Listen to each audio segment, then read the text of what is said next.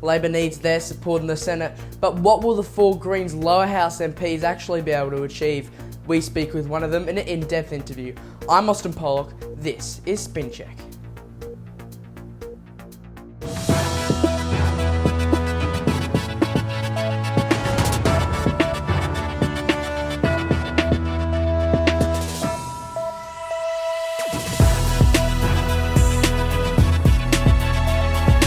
Good evening, thanks for joining us. Roman is off tonight.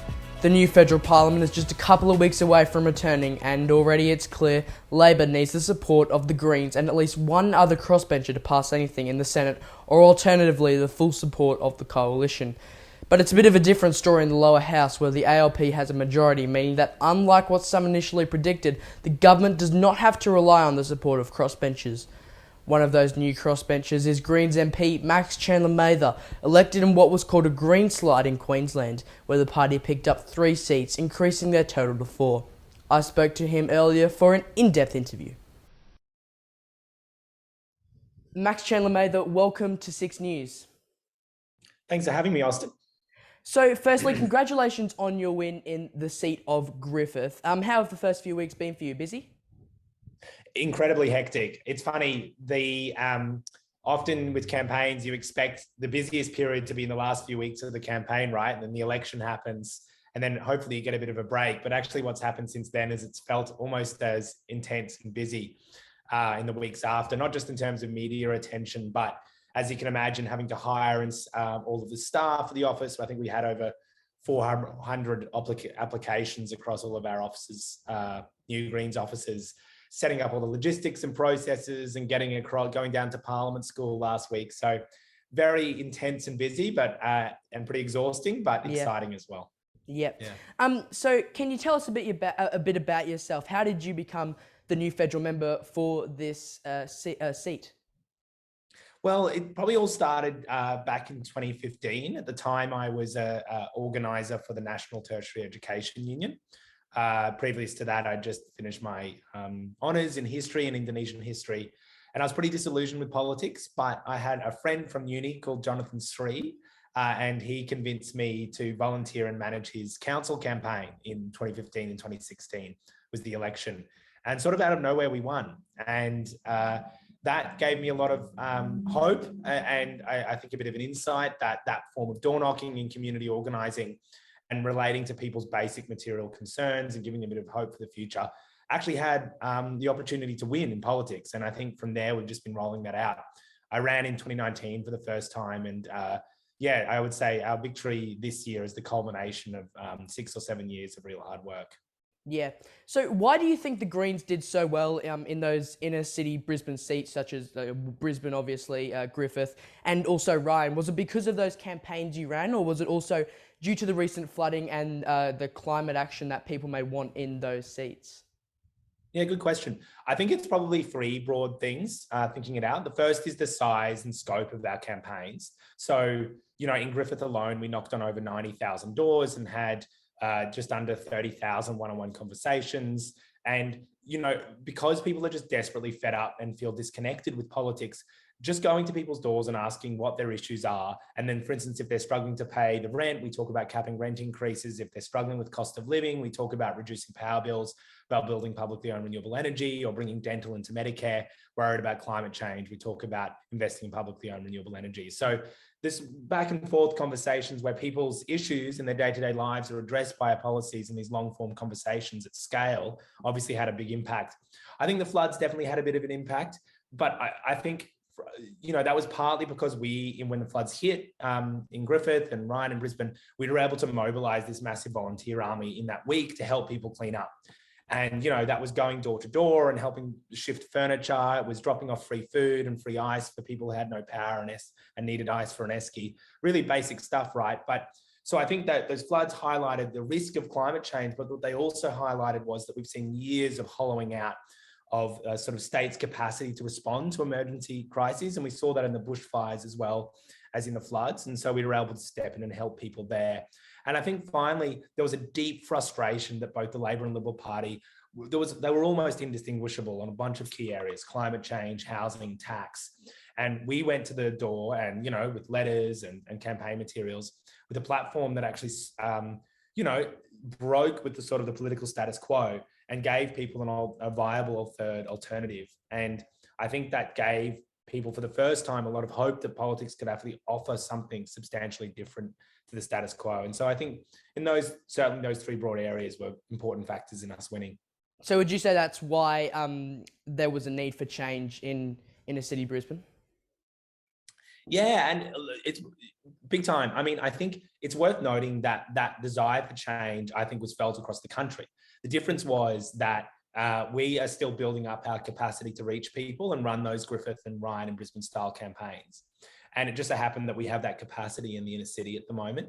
But if you're thinking about some of the swings we got in outer suburban Brisbane or Ipswich and Logan, all the way up to the Cape, we were seeing big swings to the Greens, because I think the national sentiment going into that election, you saw that with the record low primary vote for the Labor and Liberal Party nationally, and a record national increase in the Greens vote, the highest primary vote we've ever got in any election, was this general desire for something different. And I think on three key areas, really. One, on things like dental and mental health into Medicare and universal free childcare, funded by taxing billionaires and big corporations, properly tackling the housing crisis, phasing out negative gearing, building 1 million public and affordable homes, and, capping rent increases.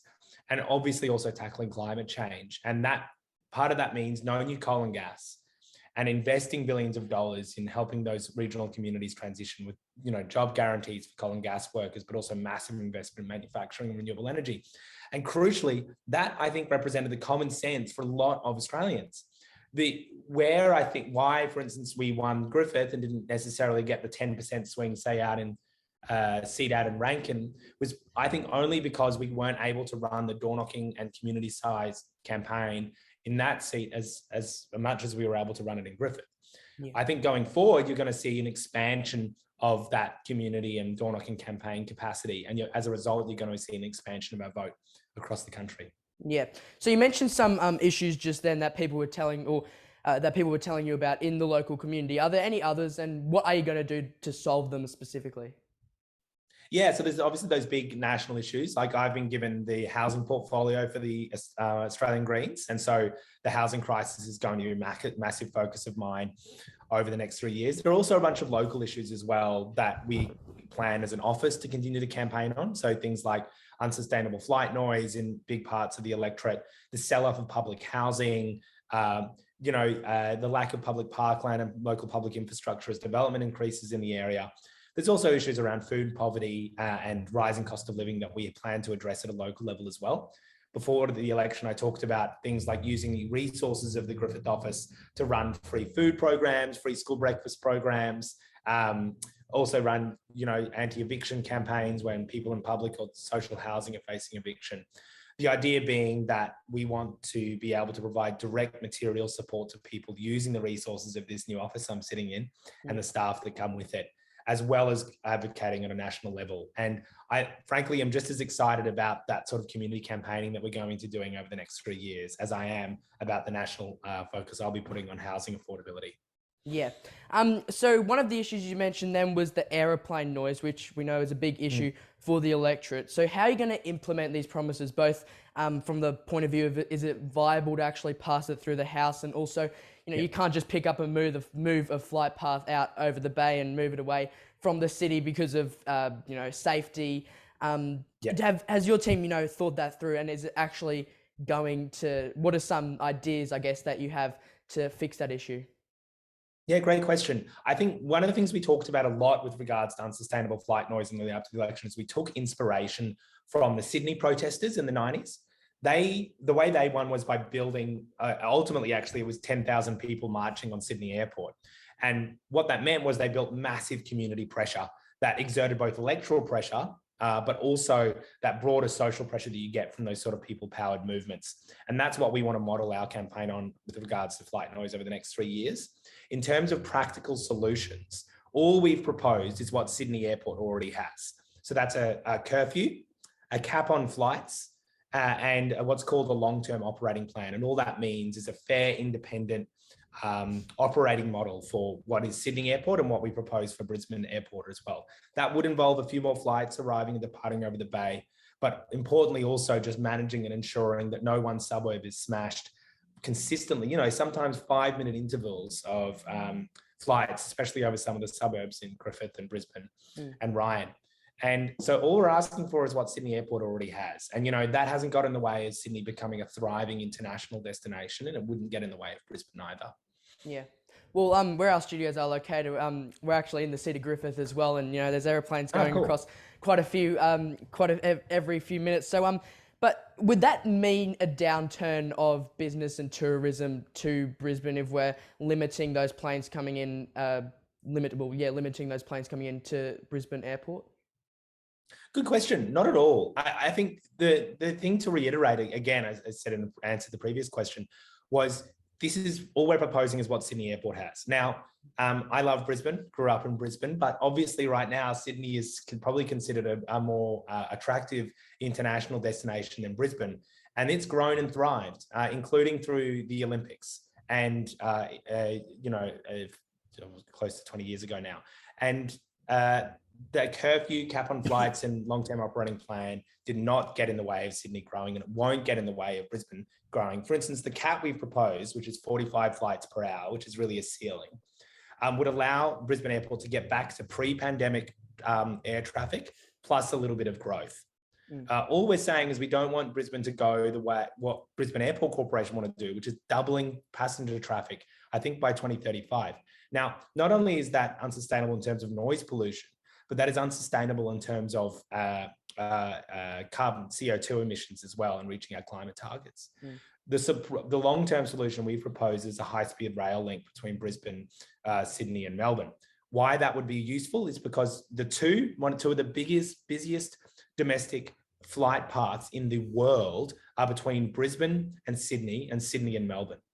And we can replace a lot of that traffic with a high-speed rail network. And by the way, some of the biggest opponents to that high-speed rail network in the past have been airport corporations and airline corporations. Yeah. Now, just during the campaign, Terry Butler made a comment saying that if you vote the Greens, it will keep the coalition in government. Now, obviously that wasn't true. So what did you make of those comments during the election? Look, certainly we noticed this as it became more and more clear we could win, that both major parties threw around pretty dishonest lines about our electorate system. And, this is something we've seen again and again from the major parties, that they try and, I would say, roll out disinformation about the way preferential voting works. I mean, the proof is in the pudding now, right? Like, we won Griffith and there's a Labor government. So I think thankfully, ultimately, that line didn't really cut through. Like, I don't think it actually convinced or changed many people's minds, because they knew, for instance, they could vote 1 Greens, 2 Labor, and best case scenario, they got a Greens MP, which they did. Worst case, their vote would just go back to Labor.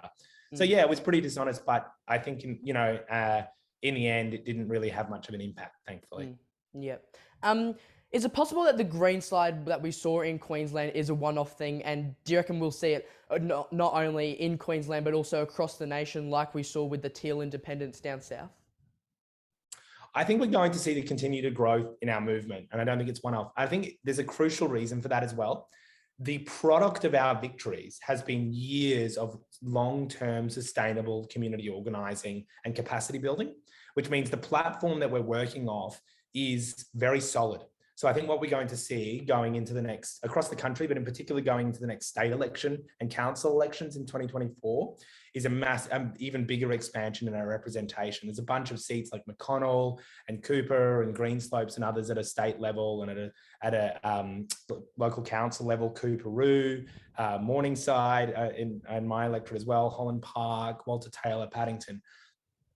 And what we're going to see, I think, is a continuation of that sort of organising we've been doing for the past few years. And no, I really don't think this is a one-off. And I think the major parties should be quite worried, actually, if they can continue to ignore the people on housing, cost of living, climate change, and they continue to ignore the desire for that sort of community connection, then I think you're just going to see an expansion in Greens representation. Now, I noticed that you organised a community forum for, I think it's next Saturday, to gain community inspiration for key issues of concern and things like that. Is this something that you'll continue over the next 3 years, and why do you think it's important? Because it's not something that we usually see from the major parties. Yeah, certainly. And in fact, that forum is just mostly actually organised by Amy and Jono, and they very kindly put it on for me to go and speak at. Once we get our office set up and staff locked in, which will happen over the next few weeks, we plan to run these sort of community forums in every area across the electorate. So all the way from Murray down to Carina Heights, back into Bulimba, Holland Park, everywhere. And why I think it's crucial, because one of the crucial frustrations I think ordinary people have with politics is it feels completely disconnected from their lives. You know, politicians often are speaking about issues that people don't care about or feel like they've been completely spoken past. And so, yeah, over the next 3 years, a big part of our role I see is re-establishing that connection between residents and local communities and their political representatives, and that in the form of community forums, local surveys. I plan to keep door knocking, actually. Roughly the plan at the moment, once everything is set up, is door knocking every Friday in a suburb in Griffith. And why? Yeah, I think it's a crucial element in building that sort of more organic grassroots support for their political representatives and rebuilding that connection. So yeah, really looking forward to doing it, actually. Yeah. Do you think we'll see more Greens versus Labor contests in the future? Because, I mean, when you think about it, usually Liberals are at one end and Labor and the Greens, are typically down the other. Do you think we'll see more, Labor-Green contests in the future? Yeah, good question. I think you're going to see yes, but I think you're also going to see more Greens and Liberal contests as well. I think the nature of our political movement is that we appeal to people across the political spectrum. And I think that's partly because, I think media and not suggesting you, Austin, but big capital M media and political experts like to think that there is Labor voters and Liberal voters. From our perspective, that's nonsense. There's just people who have issues that they care about and want to see addressed. And we found, certainly in Griffith, you saw in the swings in Brisbane and Ryan, I think in the end, we probably took equal numbers of Labor, people who'd previously voted Labor and Liberal. And so, yeah, I think as a result of that, you're going to see more and more contests with both major parties, to be honest. And that's going to happen as long as they keep ignoring ordinary people. All right, Max Chandler, we'll leave it there. Thank you so much for joining us here on 6 News. Great. Thanks, Austin. Catch you later. And we've got plenty more on this interview, plus the latest headlines on our website right now, SIXNewsAU.com. And that is SpinCheck for this Thursday. You can find breaking news anytime on our website, as we just mentioned, or on social media. Just search 6NewsAU to find us. I'm Austin Pollock. Have a good night.